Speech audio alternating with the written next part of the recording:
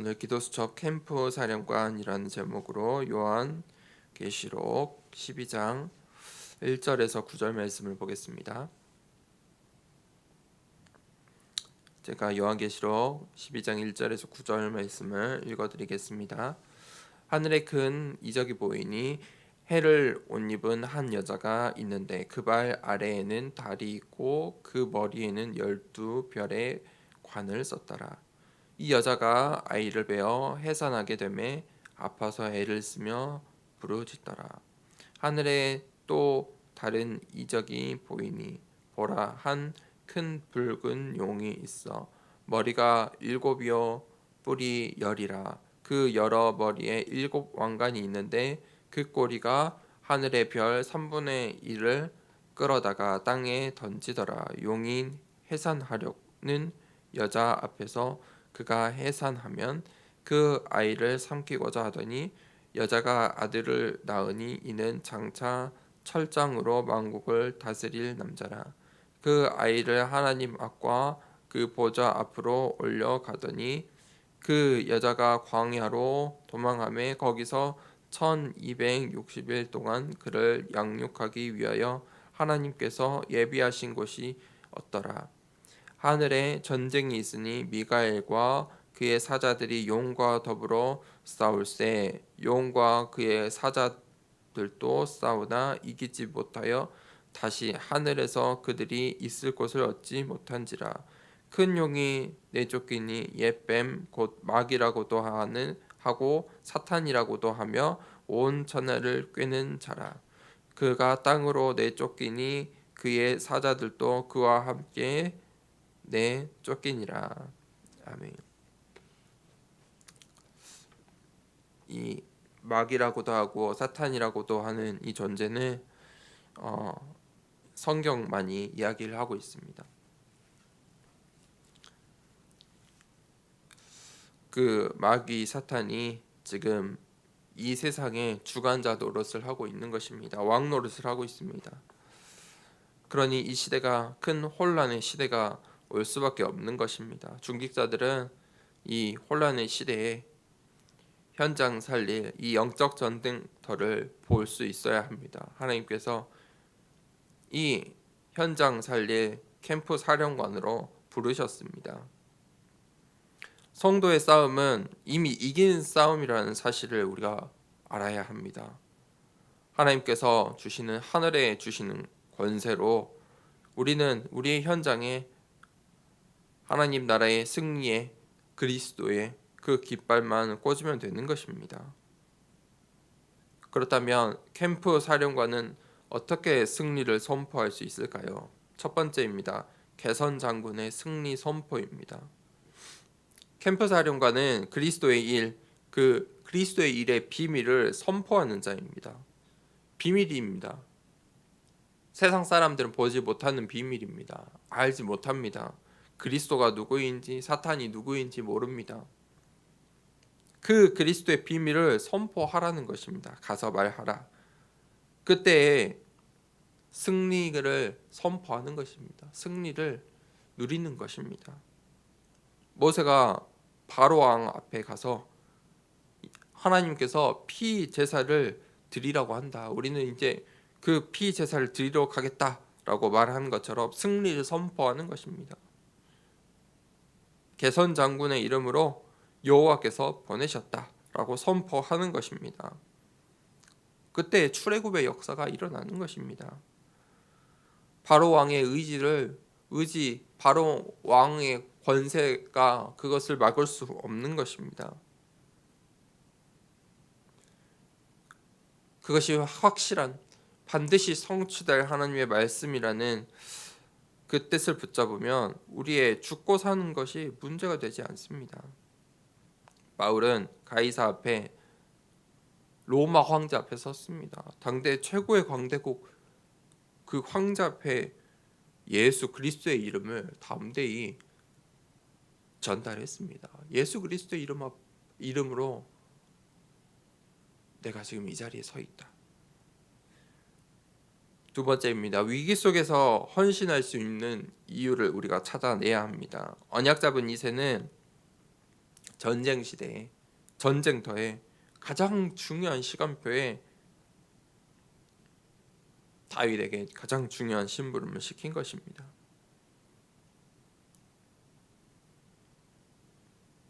이 오바댜는 우상 시대에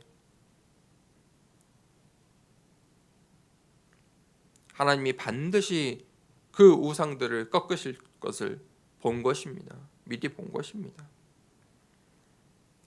하나님께서 숨겨두신 제자가 있다는 것을 알고 그가 생명을 건 것입니다. 그때 도단성 운동에 축복을 누리게 되는 것입니다. 그 승리를 맛보게 되는 것입니다. 다니엘은 복음이 없어진 이유를 알고 저 바벨론의 우상들과 우상 숭배와 싸우기로 뜻을 정한 것입니다. 나는 오직 하나님만 섬기겠다. 바울은 이방인의 사도로 부르신 하나님의 말씀을 붙잡고 평강의 하나님께서 속히 사탄을 너희 발 아래 상하게 하시리라. 믿음의 고백을 한 것입니다. 선포한 것입니다. 그때 로마 복음화의 응답이 주어진 것입니다. 저 강대국 로마조차도 무너지게 되는 것입니다. 막을 수 없는 것입니다. 하나님이 원하시는 것을 알고 헌신하는 중직자에게 하나님께서 모든 것을 동원하십니다. 왜 그렇습니까? 하나님의 말씀이 성취되어야 하는데 그 말씀의 성취의 도구가 바로 중직자이기 때문입니다. 내가 하는 것이 아닙니다. 내 능력으로 하는 것이 아닙니다. 하나님께서 나를 사용하시는 것입니다.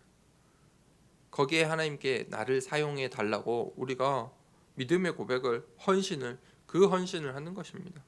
나를 내어 드리는 것입니다. 그러면 하나님께서 하시는 것입니다. 하나님께서 힘을 주시고 성취하십니다.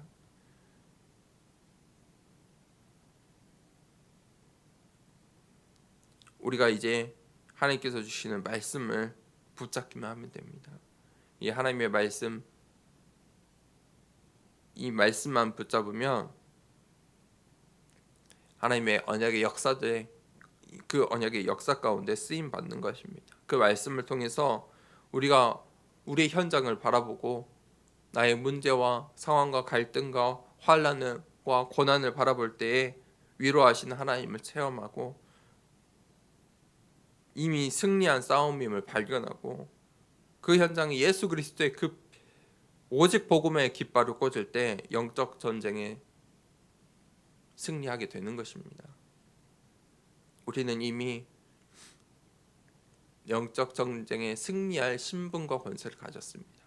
그리고 하나님께서 우리를 사용하시려고 나를 사용하시려고 먼저 부르시고 캠프 사령관으로 임명하신 것입니다. 이제 우리가 이 말씀을 붙잡고 현장에 나아가면 됩니다. 하나님의 뜻을 가지고 하나님의 뜻을 질문하고 우리의 잘못 각인 뿌리 체질된 것들을 버려버리고 참된 감사의 기도가 회복될 때 우리의 현장에서 전도의 열매들이 맺어지는 것입니다.